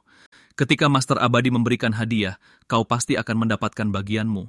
Setelah mengatakan ini, dia membawa kami untuk memulai prosedur pendaftaran rumah tangga. Saat giliranku, dia menatapku beberapa kali. Kemudian dia menanyakan namaku untuk menyelesaikan pendaftaran. Setelah mendaftar, dia memberiku sebuah plakat dengan namaku tertulis di atasnya. Dia menyuruhku untuk meneteskan darahku ke dalamnya dan menyimpannya dengan baik. Ini akan menjadi bukti identitasku mulai sekarang. Dia juga mengingatkanku bahwa di pulau ini, baik saat menerima tugas kerja, pembagian gandum, atau berurusan dengan inspeksi, aku harus menunjukkan plakat ini. Aku tidak boleh kehilangannya. Sun Zong di sampingnya bertanya-tanya mengapa manajer Zhao begitu ramah padaku, bahkan menjelaskan begitu banyak tindakan pencegahan. Setelah semua orang menerima pendaftaran rumah tangga mereka, Sun Zhang membawa kami ke sebuah kompleks. Dia memberitahu Sun Zhang bahwa sekarang pendaftaran sudah selesai, kontrak dapat ditandatangani. Mendengar ini, Sun Zhang mengeluarkan secari kertas dari dadanya, lalu dia menggigit jarinya dan menulis namanya di atas kertas itu. Setelah kertas itu larut menjadi bintik-bintik cahaya keemasan, dia memberitahu Sun Zong bahwa seperti yang disepakati sebelumnya, 3 kontrak akan menyelesaikannya. Begitu mereka menetap, mereka akan menandatangani kontrak terakhir. Mendengar ini, Sun Zong memegangi kepalanya dan berkata berurusan dengan alam terkucil itu merepotkan. Jika bukan demi pendahulu mereka, pavilion harta surgawi tidak akan melakukan bisnis yang tidak menguntungkan ini. Setelah mengeluh, dia melanjutkan dengan mengatakan mereka dapat menggunakan plakat rumah tangga mereka untuk mengklaim tempat tinggal, dan selama tahun pertama, mereka akan menerima gandum gratis setiap bulan. Ketika dia selesai, Su Changyu bertanya bagaimana mereka bisa memulai kultivasi. Sun Zhang menjawab bahwa manusia dari tanah terkucil abadi memiliki konsentrasi miasma yang sangat tinggi di dalam tubuh mereka. Untuk berkultivasi, mereka harus terlebih dahulu menghilangkan miasma. Su Changyu mengatakan mereka sudah tahu ada miasma di dalam diri mereka. Pertanyaannya sekarang adalah bagaimana cara menghilangkannya. Mendengar ini, Sun Zhang menjawab ada banyak metode untuk menghilangkan miasma. Misalnya, mereka bisa berendam di kolam roh pemurnian tubuh pulau selama sehari semalam yang akan menghilangkan miasma sepenuhnya. Tetapi setiap pembukaan kolam roh membutuhkan investasi material yang sangat besar. Bahkan pulau kaya seperti Pulau Kaca hanya bisa membukanya sekali setiap 3 tahun. Pembukaan terakhir adalah setahun yang lalu. Selain itu, jumlah tempat untuk memasuki kolam roh terbatas.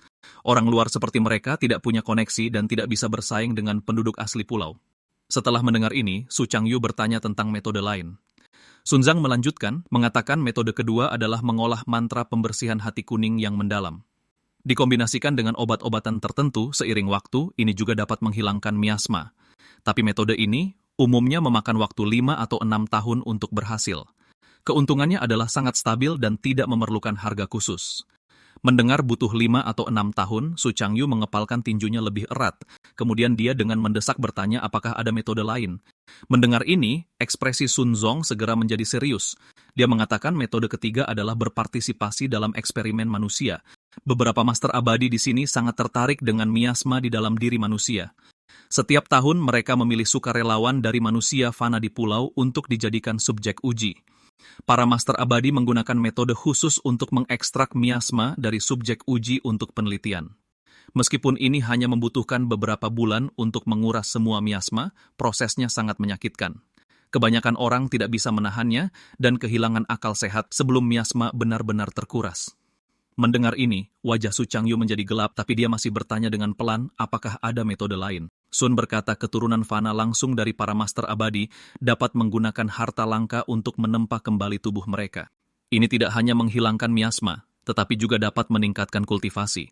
Tapi metode ini tidak dapat diakses oleh orang-orang seperti mereka. Bahkan penguasa pulau pun tidak memiliki sumber daya seperti itu. Sun Zhang mengatakan hanya ini yang dia tahu. Jika mereka benar-benar ingin berkultivasi, mereka harus memikirkannya baik-baik dalam beberapa hari ke depan. Aku tahu kalian telah menanggung kesulitan yang tak terhitung jumlahnya untuk kembali dari tanah pengasingan, semua dengan hati yang mencari tahu. Siapa di antara kita yang tidak pernah seperti itu? Sayangnya, jalan abadi benar-benar sulit. Bahkan jika kau menghilangkan semua miasma, sangat sedikit yang dapat merasakan energi spiritual langit dan bumi dan menariknya ke tubuh mereka. Kalian para tuan muda kaya lebih baik tinggal di dunia asal kalian dan bersenang-senang daripada mengejar jalan abadi dengan begitu putus asa. Setelah San Zion pergi, aku menggunakan plakat rumah tanggaku untuk mengklaim tempat tinggal gratis. Banyak rumah berkerumun padat di sini. Sebagian besar hanya memiliki 1 kamar, tapi untungnya masing-masing memiliki halaman kecil yang dikelilingi tembok, mereka tidak terlihat terlalu kumuh. Setelah memberiku kunci, pemandu itu berbalik dan pergi. Memasuki ruangan, aku melihat sekeliling. Di dalamnya hanya ada sebuah tempat tidur dan beberapa meja dan kursi, tetapi berkat mereka dari alam terkucil, aku akhirnya bisa menetap. Sayangnya, di antara kelompok ini selain Su Changyu, yang lainnya tampak biasa-biasa saja, tidak memiliki hati untuk berkultivasi dan tidak mungkin mencapai kehebatan. Selanjutnya, tujuan utamaku adalah menghilangkan miasma dari tubuhku. Meskipun tempat di kolam roh pemurnian tubuh sangat berharga, kapal ramalan agung dipenuhi dengan emas, perak, dan permata yang tak terhitung jumlahnya. Mendapatkan tempat melalui suap seharusnya tidak menjadi masalah. Tapi jika ini diketahui, akan ada masalah. Seperti kata pepatah, jangan pamerkan kekayaanmu. Tanpa koneksi di sini, menjadi target akan sangat merepotkan. Saat ini, seseorang mengetuk pintuku dari luar. Saat aku bangkit, aku mengambil pedang pendek dari bejana ramalan agung dan menggenggamnya erat. Saat kubuka pintu, aku mendapati itu adalah pria gemuk yang tadi. Pria gemuk itu masuk dan bertanya, apakah aku bukan salah satu dari orang-orang alam terpisah mereka. Dia juga bertanya dengan serius siapa aku sebenarnya dan apa tujuanku menyusup ke Pulau Glace. Mendengar ini, ekspresiku menjadi gelap. Aku bertanya bagaimana dia tahu aku bukan dari alam terpisah. Dia bilang saat mereka jatuh ke air, dia melihatku tiba-tiba muncul dari bawah air. Awalnya dia pikir itu hanya ilusi. Tapi setelah memikirkannya kembali, dia sadar aku tidak ada dalam kelompok itu sejak awal. Mendengar ini, aku bilang dia cukup tajam dan teliti.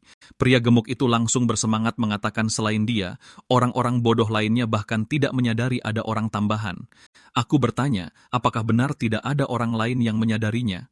Sambil berbicara, aku menunjukkan pedang pendek di tanganku dan berjalan perlahan ke arahnya. Tapi pria gemuk ini sama sekali tidak sadar, masih membual pada dirinya sendiri. Sebelum dia selesai bicara, dia tiba-tiba merasakan hawa dingin di punggungnya. Lalu dia melihat sebilah pedang menembus dadanya. Setelah dia benar-benar kehilangan kesadaran, aku mencabut pedang pendek itu dan menyimpan senjata pembunuhan ini di dalam bejana ramalan agung. Lalu aku juga menyimpan mayat pria gemuk itu di dalamnya. Orang ini mengandalkan sedikit kepintarannya. Saat tahu aku mungkin telah menyusup, dia dengan tidak sabar bergegas ke sini untuk mengancamku. Bodoh sekali. Terlebih lagi, Master Abadi yang wajahnya tidak bisa dilihat itu dan paviliun harta surgawi milik Sun Zeng, mereka semua bertindak sangat hati-hati, takut masalah ini diketahui. Dari sini, aku bisa dengan mudah menyimpulkan bahwa identitas manusia dari negeri abadi yang terpisah tidak boleh terungkap. Jadi, bahkan jika satu orang hilang, mereka tidak akan berani menyelidikinya secara terbuka. Bahkan jika mereka tahu pria gemuk itu datang ke kamarku malam ini tanpa menemukan mayatnya, mereka pasti tidak bisa berbuat apa-apa padaku. Peristiwa terjadi seperti yang sudah kuduga. Setelah beberapa hari, selain Su Changyu yang menanyakannya, hilangnya pria gemuk itu tidak menarik perhatian siapapun. Selama waktu ini, aku menanyakan berbagai hal di pulau sambil merencanakan cara menggunakan emas, perak, dan permata di dalam bejana ramalan agung secara wajar. Perlahan-lahan, aku mendapatkan pemahaman umum tentang Pulau Glace. Wilayah laut ini disebut Laut Gugusan Awan. Laut Gugusan Awan sangat luas dan tak terbatas dengan puluhan ribu pulau yang tersebar. Pulau Glace terletak di bagian selatan wilayah Laut Tengah, berskala sedang. Pulau ini dinamai Pulau Glace karena spesies ikan dengan daging lezat bernama ikan glace hidup di perairan sekitarnya. Ikan glace populer di kalangan manusia biasa. Beberapa master abadi juga menggunakan mutiara glace yang kadang terbentuk di dalamnya untuk pemurnian pil. Jadi master abadi yang ditempatkan di Pulau Glace mengumpulkan sejumlah mutiara glace setiap tahunnya. Memancing ikan glace di laut adalah pekerjaan yang paling populer. Dari ikan yang ditangkap, hanya 70% yang harus diserahkan. Sisa 30% bisa dijual bebas. Tapi melaut membutuhkan kapal-kapal besar. Selain itu, gerombolan ikan glace tidak dapat diprediksi. Menemukan mereka membutuhkan kompas roh buatan khusus pulau. Kompas ini hanya dikeluarkan saat melaut dan harus dikembalikan sesudahnya. Siapapun yang tertangkap memancing secara pribadi akan menghadapi eksekusi. Aku juga belajar dari penduduk pulau bahwa armada baru-baru ini melaut dan secara tidak sengaja menemukan kapal karam. Setelah mengirim orang untuk menyelidiki, mereka menemukan puluhan peti emas, perak, dan permata. Untuk barang yang diselamatkan dari kapal karam, aturan pulau sama dengan ikan glace. Kau bisa menyimpan 30%, dengan sisa 70% diserahkan kepada pihak berwenang. Setelah kejadian ini, seluruh pulau langsung heboh. Banyak orang mulai mencari koneksi secara pribadi untuk mendapatkan kualifikasi pelayaran laut berikutnya. Jadi sekarang, selama aku bisa mendapatkan kualifikasi pelayaran laut, aku bisa melegalkan kekayaan di dalam bejana ramalan agungku. Kesulitannya adalah bagaimana aku bisa mendapatkan kualifikasi pelayaran laut individu. Terlalu banyak orang di pulau yang ingin bergabung dengan armada. Setelah beberapa pertanyaan biasa, aku mengetahui kuncinya. Tuan Pulau Glace memiliki 3 orang kepercayaan utama. Manajer Zhao menangani personel pulau. Manajer Qian menangani keuangan. Manajer Zhao menangani keamanan. Sebagian besar kuota pelayaran laut ada di tangan manajer Qian.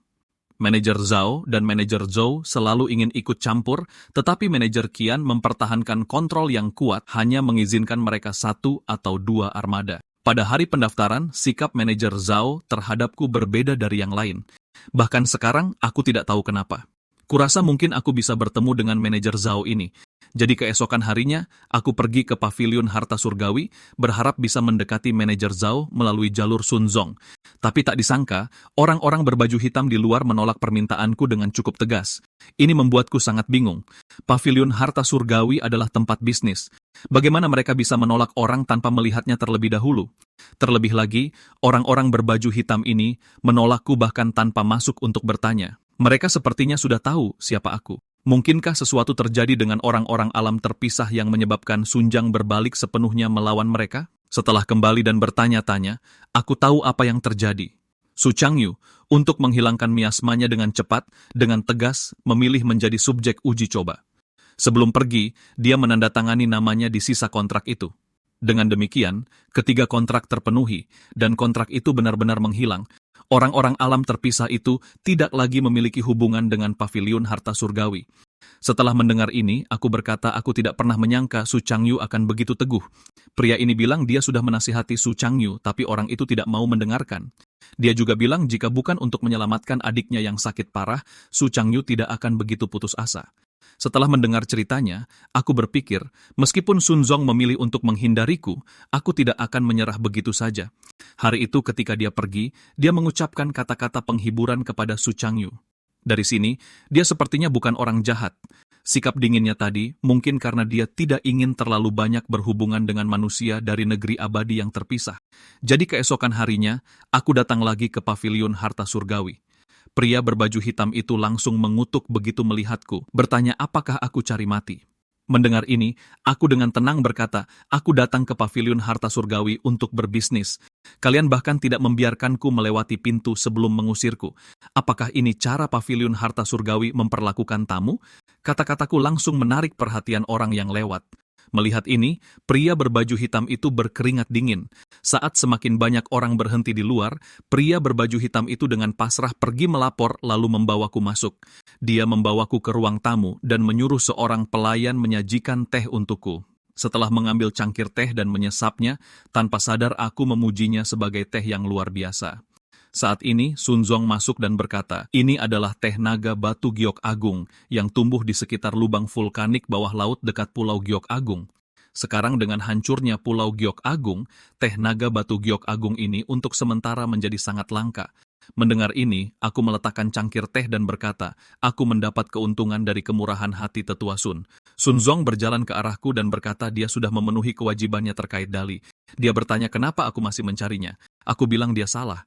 Aku datang kali ini untuk membicarakan bisnis. Setelah mendengar ini, Sun Zeng bertanya dengan sinis kualifikasi apa yang aku miliki untuk berbisnis dengannya. Mendengar ini, aku tidak mengatakan apa-apa. Sebaliknya, aku menatapnya dengan mata dingin. Dia sepertinya melihat sesuatu dalam tatapanku yang berbeda dari manusia biasa. Jadi dia berjalan ke meja dan bertanya bisnis apa yang ingin aku bicarakan. Aku bertanya apakah paviliun harta surgawi tertarik dengan kuota armada pelayaran laut. Sun Zhang mengatakan setiap kali armada melaut, mereka tidak hanya bisa menangkap ikan berlapis kaca dan mendapat untung besar, tetapi mereka juga mungkin mendapatkan harta karun bawah laut yang tak terduga. Jadi tentu saja paviliun harta surgawi tertarik dengan hal-hal seperti itu. Tapi saat ini, kuota pelayaran laut dikontrol ketat oleh manajer Qian. Jangankan paviliun harta surgawi, bahkan manajer Zhao hanya bisa mendapatkan 1 atau 2 kuota. Dia bertanya, kemampuan apa yang dimiliki pendatang baru sepertiku hingga berani mengincar kuota? Aku bilang, jika aku bisa bertemu manajer Qian, aku punya caraku sendiri untuk membujuknya. Saat ruangan menjadi sunyi, pintu tiba-tiba terbuka. Seorang wanita bercadar masuk dan berkata, kalau begitu, biarkan dia bertemu manajer Qian. Jika tidak berhasil, potong-potong dia dan buang ke laut untuk pakan ikan. Melihat siapa yang datang, Sun Zong segera berdiri dan menangkupkan tangannya sambil berkata, salam, pemilik toko. Setelah dia duduk, aku juga menangkupkan tangan sebagai tanda terima kasih. Pemilik toko berkata, aku terlihat cukup percaya diri, tidak seperti orang yang membual. Aku bilang aku selalu menepati janjiku tanpa terkecuali. Mendengar ini, pemilik toko berkata, jika masalah ini berhasil, paviliun harta surgawi perlu mengambil keuntungan tertentu darinya. Aku bilang menurut aturan pulau, aku bisa menyimpan 30% dari hasil setiap pelayaran laut. Tapi di masa depan, aku tidak akan mengambil 1 bagian pun dari 30% ini. Aku akan menawarkan semuanya padamu dan manajer Zhao.